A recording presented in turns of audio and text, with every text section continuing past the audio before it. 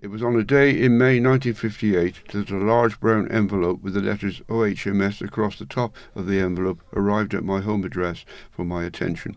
It was a letter that I had been expecting for some months. Nevertheless, the shock of its arrival rather stopped me in my tracks. The thought of doing national service in one of the armed forces had haunted me for several years, and I was not actually prepared for the happenings in the coming months. The letter included a form to be completed should I wish to request a deferment on the grounds of education or employment, but neither of these categories applied to my circumstances. This letter also gave notice that I would be attending at Northgate Mansions in Northgate Street, Gloucester, for a medical and interview in the near future.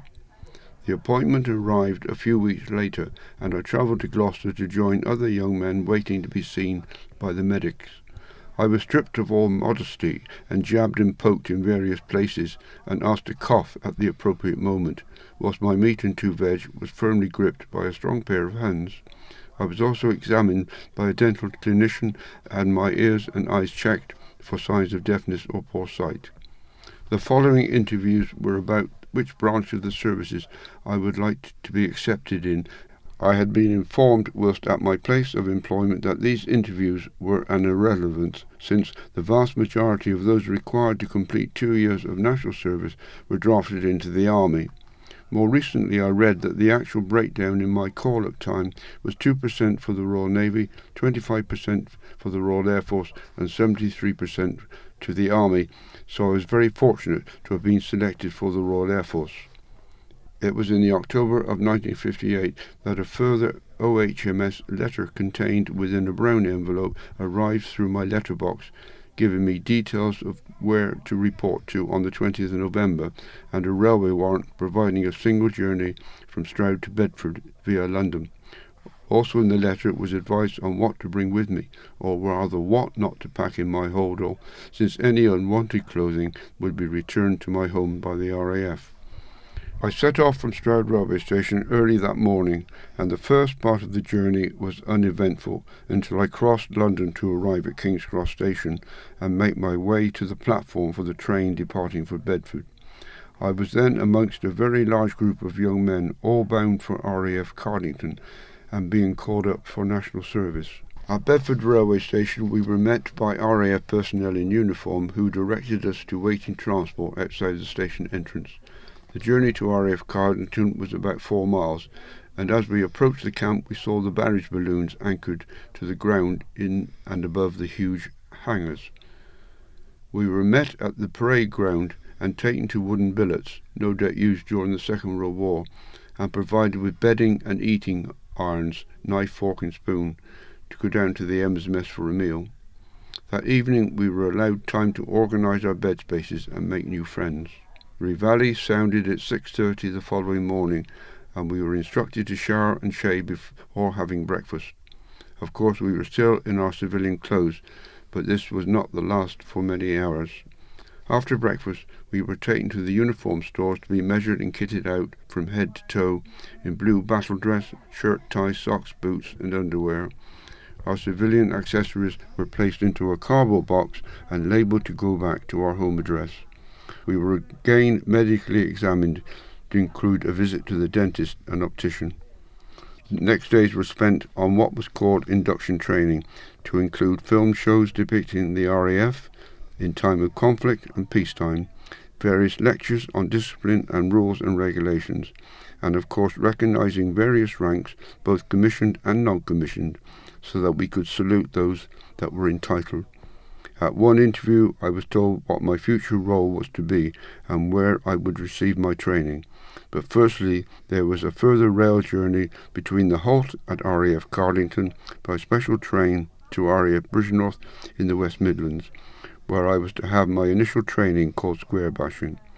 The route that the train took was via tracks north of Birmingham to avoid the main line. Eventually we reached Bridgnorth station late that afternoon and were taken by bus to the camp upon top of the hill overlooking the River Severn. The gentle service life that I had experienced up to that point quickly changed, and everywhere we were marched, often at double pace, to include meal times and training sessions on the main parade ground, the firing ranges and gymnasium. With square bashing complete at the mid-January, there was a weekend of leave to be spent at home before transferring to RAF Credden Hill near Hereford, where I was to undertake my catering training. Once again, a rail journey was involved, and RAF Credden Hill had its own halt on the line between Hereford and Brecon. Towards the end of February, and my examinations completed, I was sent to RAF Innsworth near Gloucester, just a stone's throw from my home, but I was not allowed even a weekend pass. Towards the end of March, having had our various injections and inoculations, plus being kitted out with tropical uniform, passports and the like, we were transferred to Gloucester, again by rail, to board a troop ship in Southampton. The journey was via Andoversford, Cirencester, Swindon Town, Marlborough, Ludgershall and Dover and Romsey, to arrive alongside Her Majesty's troopship Oxfordshire to sail to South Arabia and the port of Aden via the Suez Canal and Red Sea. Upon arrival at the port of Aden, we were taken from the ship to the landing stage by tender and then taken to RAF Steamer Point by bus. We were housed in Sheba Camp, not to be confused with HMS Sheba, that was Royal Navy, adjacent to the station headquarters, where the billet was open-sided and very basic ablutions were just across the road. These consisted of thunderboxes that were emptied daily by the locally employed workers, a trough that was used for washing and shaving, and showers that were fed from water tanks up on the hillside, so that the water was always warm if not scalding hot. The airmen's mess was a 10-minute walk away up a steep hill and alongside the RAF hospital. Although the journey took much less energy, meals were taken 3 times a day, consisting of breakfast, tiffin and an evening meal. My duties were at the Aden Supplies Depot, based just off Marlow Wharf, where all the food came in that was not frozen, chilled or fresh. A separate cold store unit was a mile or so away, where fresh meat and fish and vegetables, milk and cheese were kept at low temperatures. Rations were sent out to all the Army, RAF and Navy shore bases on lorries and also to up-country locations. Some of the more remote camps were supplied by airdrops or 2 by landing strip nearby. The Aden Supply Depot was also stored various medical needs such as bandages, splints and crutches. I spent 2 years unaccompanied in Aden and even managed a trip to Kenya to see some of the game reserves.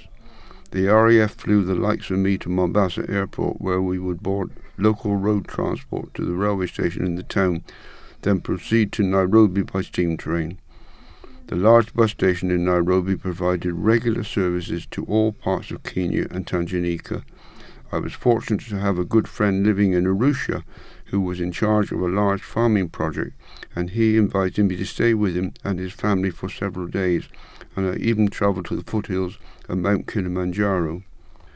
My 2-year posting came to an end on the 31st of March 1961, and I boarded an RAF Comet at Colmaxa Airport to fly home to RAF Lynham in Wiltshire. We flew via El Adam, North Africa and Lucca, Malta, to pick up injured passengers before entering British airspace to find that the weather was so bad that Lynham was no longer a possibility, and we were heading for Southend Airport in Essex. Upon landing, we were informed to stay on the aircraft until the arrival of the customs officers, who would check our passports and luggage before being taken to one of the main London railway terminus, mine being Paddington. It was a cold wait for the first train of the day out of Paddington to Stroud in Gloucestershire, especially since 24 hours earlier I had been in the heat of Aden. After a few days at home, I travelled to Plymouth to my new RAF station at Mountbatten, overlooking the city. Mountbatten was a marine craft unit, and so I had the additional delight of going sailing and fishing in my spare time. In December 1961, I was sent to RAF Turnhouse, now Edinburgh Airport, for 1 month detachment, again working in the catering section. This gave me time to see the city and take several trips to Glasgow and ride on the trams. I returned to Mountbatten late January 1962, and upon arrival found that I was going on a refresher course at RAF Credden Hill the next day, and immediately made preparations to go to Plymouth North Road Station the following morning to travel to Hereford. After completing the course and receiving my certificate of competence, I returned to RAF Mountbatten on the 1st of March 1962. However, my time at Mountbatten was nearing completion, and in May 62 I was posted to RAF Benson in Oxfordshire, where 105 Argosy Squadron and the Queen's Flight were based. I was at RAF Benson during the bad winter of 63 and had great difficulty travelling to and from my temporary accommodation at Chelsea, so would ride my pedal cycle along the River Thames, frozen hard between Wallingford and Benson, then via the narrow lanes that had been cleared of snow and ice to enable transport to operate to and from the airbase. I was on the move again in August 1963, this time to RAF Labuan, which was situated on an island off the north coast of Borneo, opposite Brunei. I flew from RAF Lynham to Singapore Airport, adjacent to RAF Changi and the notorious Second World War prison. I spent 2 days in Singapore before being flown by Hastings aircraft to Labuan. RAF Labuan will always bring back memories of sadness, since the RAF chaplain for the PMUB churches, Presbyterian Methodist and United Board that included Congregationalists and Baptists, was killed when the aircraft he was travelling in to take Christmas services to frontline troops was shot down by Indonesian terrorists, and all the crew and passengers died. It was while serving at RAF Labuan that I was awarded a certificate of commendation by the Air Marshal Commander of the Royal Air Force Far East, which states, "The certificate is awarded to you in appreciation of the meritorious service which you have rendered whilst on active service in operations in Borneo territories during the period 24th of December 1963 until the 23rd of June 1964. My posting to Labuan was for 1 year only, and I returned to the United Kingdom in August 1964. However, I did manage a spot of leave to travel to Singapore, to Kuala Lumpur and on to Penang.